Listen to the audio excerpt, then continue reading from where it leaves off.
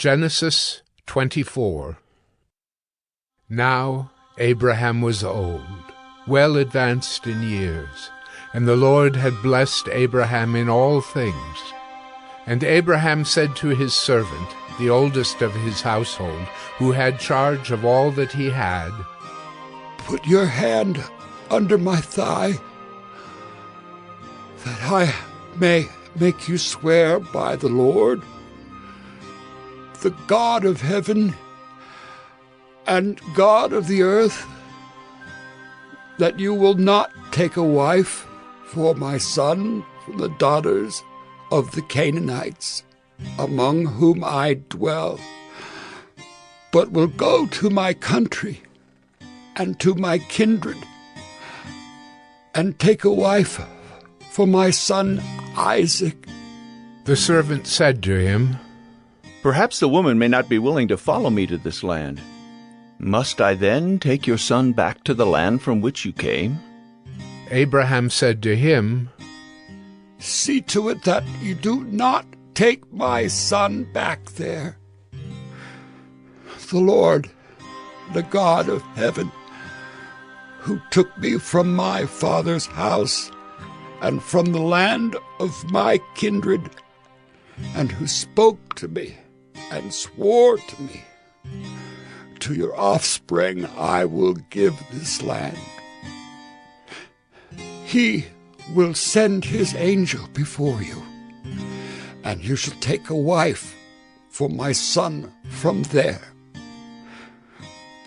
But if the woman is not willing to follow you, then you will be free from this oath of mine.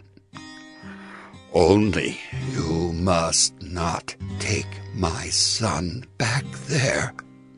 So the servant put his hand under the thigh of Abraham his master, and swore to him concerning this matter. Then the servant took 10 of his master's camels and departed, taking all sorts of choice gifts from his master. And he arose and went to Mesopotamia, to the city of Nahor. And he made the camels kneel down outside the city by the well of water at the time of evening, the time when women go out to draw water. And he said, "O Lord God of my master Abraham, please grant me success today and show steadfast love to my master Abraham. Behold, I am standing by the spring of water, and the daughters of the men of the city are coming out to draw water.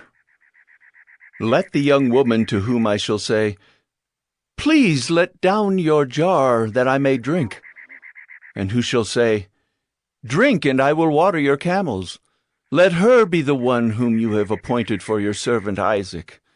By this I shall know that you have shown steadfast love to my master." Before he had finished speaking, behold, Rebekah, who was born to Bethuel, the son of Milcah, the wife of Nahor, Abraham's brother, came out with her water jar on her shoulder. The young woman was very attractive in appearance, a maiden whom no man had known.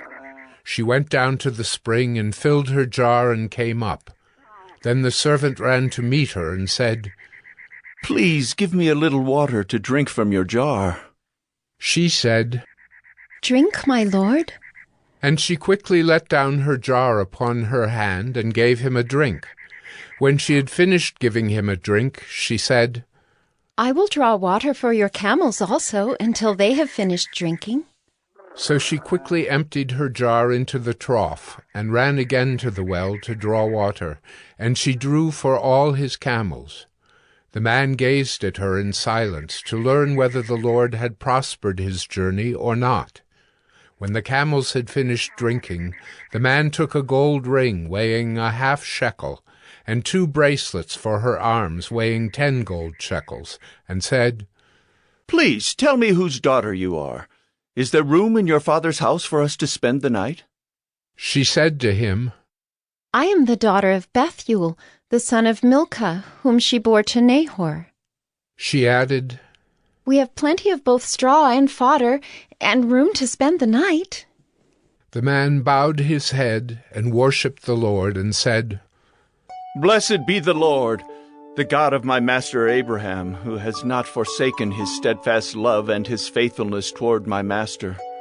As for me, the Lord has led me in the way to the house of my master's kinsman.